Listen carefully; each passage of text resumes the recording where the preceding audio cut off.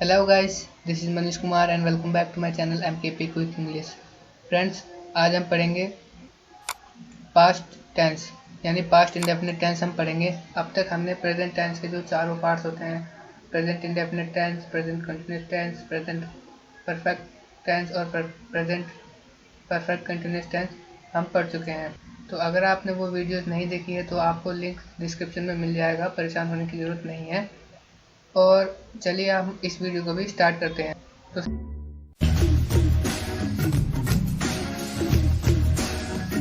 सबसे पहले past indefinite tense की पहचान क्या होती है। तो पास्ट इंडेफिनिट टेंस में कार्य को मतलब जो कोई काम होता है उसका भूतकाल में होना पाया जाता है, मतलब कि वो काम जो है वो पास्ट टाइम में हुआ है यानी भूतकाल में होना पाया जाता है। कुछ लोग जो होते हैं वो प्रेजेंट परफेक्ट टेंस में और पास्ट इंडेफिनिट टेंस में कंफ्यूज हो जाते हैं। तो कंफ्यूज होने की ज़रूरत नहीं है। प्रेजेंट परफेक्ट टेंस में होता क्या है कि किसी काम का प्रेजेंट टेंस में फिनिश होना पाया जाता है, मतलब कि काम पहले से चल रहा था और वो अब फिनिश हो गया है, तो उसको हम प्रेजेंट परफेक्ट टेंस में काउंट करते हैं। लेकिन पास्ट टेंस में जो होता है, हमारा जो काम होता है वो भूतकाल में ही हुआ होता है, यानी भूतकाल में हुआ होता है। फिनिशिंग की बात नहीं है यहाँ पर, हमारा जो काम होता है वो भूतकाल में ही हुआ होता है। तो ये तो थी एक जनरल डिफरेंस जो होता है वो प्रेजेंट परफेक्ट टेंस में, पास्ट इंडेफिनिट टेंस में। और अब हम देखते हैं कि इसकी आइडेंटिफिकेशन क्या है पास्ट इंडेफिनिट टेंस की। जैसे कि मैं हर वीडियो में हर टेंस की आइडेंटिफिकेशन बताता हूँ। तो इसमें जो हिंदी में जो वाक्य लिखे होते हैं उनके अंत में या है, ई है, आ, ई इत्यादि आता है। जैसे हम एग्जांपल देखेंगे तो और भी अच्छे से क्लियर हो जाएगा। जैसे मैंने खाना खा लिया है। तो चलिए हम शुरू करते हैं अफर्मेटिव सेंटेंसेस से। तो अफर्मेटिव सेंटेंसेस में सबसे पहले इसका रूल। तो यहाँ पर पास्ट इंडेफिनिट टेंस में हम सबसे पहले सब्जेक्ट लिखते हैं। अब तक जो भी हमने टेंसेस किए उनमें हमने वर्ब की फर्स्ट फॉर्म और थर्ड फॉर्म यूज़ करी। फर्स्ट फॉर्म हमने प्रेजेंट इंडेफिनिट टेंस में और थर्ड फॉर्म हमने प्रेजेंट परफेक्ट टेंस में यूज़ की। लेकिन पास्ट इंडेफिनिट टेंस में हम वर्ब की सेकंड फॉर्म यूज़ करेंगे, फिर उसके बाद ऑब्जेक्ट, फिर जो भी होते हैं अदर वर्ड्स होते हैं उनको हम यूज़ करेंगे। तो ये था एक general rule past indefinite tense का। एग्जाम्पल्स देखते हैं। पहला एग्जाम्पल है इसका, मैंने एक यूट्यूब चैनल बनाया। तो इसका मैंने एक यूट्यूब चैनल बनाया, तो यहाँ पर यह आया लास्ट में, ये काम पास्ट में हुआ था। तो इसलिए अब इसको हम ट्रांसलेट कैसे करेंगे, मैंने के लिए आई लगाया। अब बनाना का इंग्लिश में मीनिंग होता है मेक। मेक की जो सेकंड फॉर्म होती है वो मेड होती है। I made a YouTube channel. बस बहुत सिंपल है। ऐसे ही हमारा next example, she wrote a letter. इसकी हिंदी है उसने एक खत लिखा। यहाँ पर आ गया खत लिखा, ये भी पास्ट में काम हुआ है, उसने एक खत लिखा। इसकी इंग्लिश है शी रोट ए लेटर। लिखने को इंग्लिश में बोलते हैं राइट, और राइट की सेकंड फॉर्म है रोट। ऐसे ही थर्ड एग्जांपल है हमारा, उसने आपको गाली दी। यहाँ पर दी आया, बड़ी की मात्रा लास्ट में। मतलब ये तो जर्नल एक आइडेंटिफिकेशन है। अगर आप थोड़ी सी आप कॉमन सेंस यूज़ करेंगे तो आपको खुद ही पता लग जाएगा कौन सा टेंस पास्ट का है और कौन सा टेंस प्रेजेंट का है। तो इस टेंस को आप कैसे कन्वर्ट करेंगे कि ही अब्यूज़ जो होता है वो फर्स्ट फॉर्म होती है, लेकिन यहाँ पर हमने सेकंड यूज़ की है, abused you, he abused you. उसने आपको गाली दी, क्योंकि ये पास्ट टेंस है। नेक्स्ट हमारा एग्जांपल है, हमने इस समस्या को हल किया। यह आ गया, हमने इस समस्या को हल किया। तो इसको हम कैसे ट्रांसलेट करेंगे, हमने के लिए वी सॉल्व्ड सेकंड फॉर्म लगाई, दिस प्रॉब्लम। कंप्लीट सेंटेंस हो गया, बहुत ईजी है। नेक्स्ट एग्जांपल है, योगेश ने मैच जीता। तो इसको हम कैसे कन्वर्ट करेंगे, Yogesh won the match. Win होती है जीतने की फर्स्ट फॉर्म और वॉन होती है सेकंड फॉर्म। ऐसे ही नेगेटिव सेंटेंसेस हैं। नेगेटिव सेंटेंसेस में रूल में क्या चेंज होता है, सब्जेक्ट लगाते हैं सबसे पहले हम, फिर उसके बाद डिड नॉट लगाते हैं, फिर उसके बाद यहाँ पर वर्ब की फर्स्ट फॉर्म यूज होती है। अफर्मेटिव सेंटेंसेस में पास्ट टेंस में वर्ब की सेकंड फॉर्म यूज होती है, लेकिन पास्ट इंडेफिनिट टेंस में नेगेटिव सेंटेंसेस में वर्ब की फर्स्ट फॉर्म यूज होती है। डिड नॉट जहाँ भी लगेगा वहाँ पे आपको ये बात ध्यान रखनी है कि वर्ब की हमेशा फर्स्ट फॉर्म यूज होगी डिड नॉट के बाद। उसके बाद ऑब्जेक्ट आएगा, फिर अदर वर्ड्स जो भी होते हैं। तो वही ऊपर वाले सारे मैंने यहाँ पर ट्रांसलेट किए नेगेटिव में। मैंने यूट्यूब चैनल नहीं बनाया है।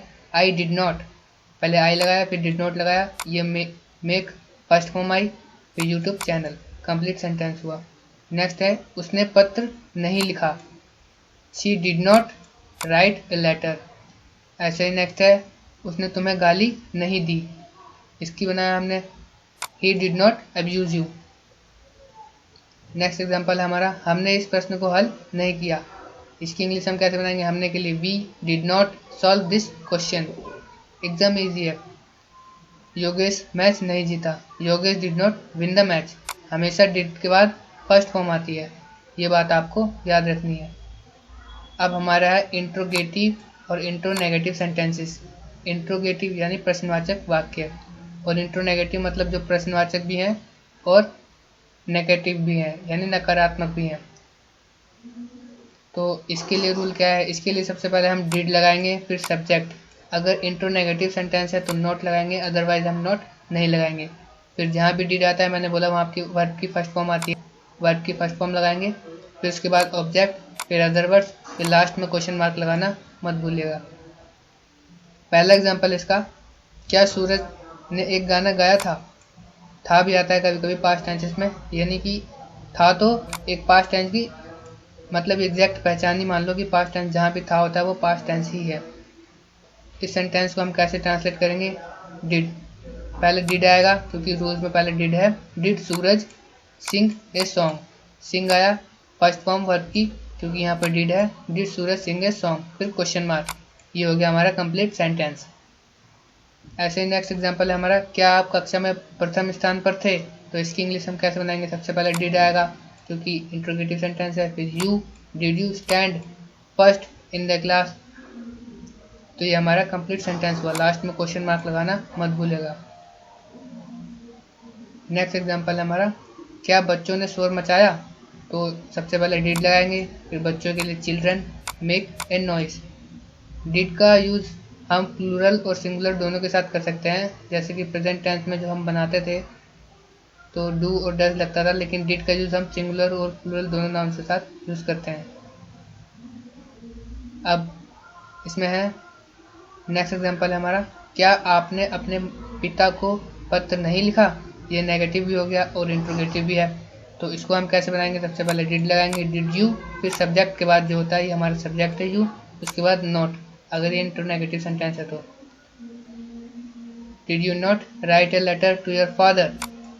फ्रेंड्स यहाँ पर मैं आपको एक बात और बताना चाहूँगा कि इस सेंटेंस को हम जब जब हम बोलते हैं इंग्लिश में तो हम ऐसा भी बोल सकते हैं कि didn't you write a letter to your father, क्योंकि हम यहाँ पर स्पीकिंग के लिए इंग्लिश पढ़ रहे हैं। तो मैं आपको ये बात बता दूँ कि didn't you write a letter to your father ये सेंटेंस भी बिल्कुल करेक्ट है, लेकिन जब आप इसको लिखते हैं तो लिखते वक्त आपको ये रूल फॉलो करना होगा ग्रामेटिकली।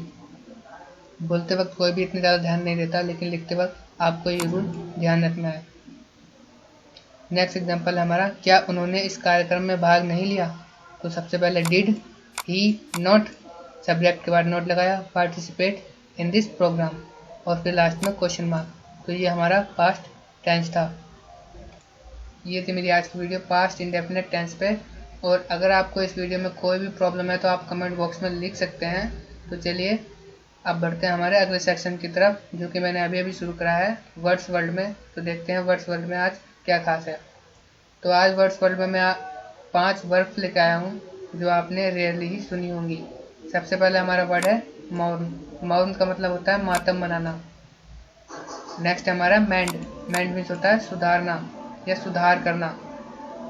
नेक्स्ट है हमारा ओवर हियर। ओवर हियर मतलब छिपकर सुनना। जैसे हम कोई बात छिपकर सुनते हैं तो हम वहाँ पर लिख सकते हैं ही इज ओवर हियरिंग, मतलब वो छुपकर सुन रहा है, या ही वॉज ओवर हियरिंग मतलब वो छुपकर सुन रहा था। पीप। पीप मीन्स होता है झांकना। और वीव। वीव मीन्स होता है बुनना। एक होता है सीव SEW, उसका मतलब होता है सिलना, और व्यू का मतलब होता है बुनना। ये दोनों अलग अलग चीज़ें हैं, तो इनमें आपको डिफरेंस याद रखना है। तो फ्रेंड्स, अगर आपको ये वीडियो पसंद आई हो तो वीडियो को लाइक करना मत भूलिएगा, वीडियो को ज़्यादा से ज़्यादा शेयर कीजिए, और मेरे चैनल को सब्सक्राइब करना मत भूलिएगा। वीडियो बनाने में बहुत टाइम लगता है और इस वीडियो को ज़्यादा से ज़्यादा शेयर कीजिएगा। Thank you very much.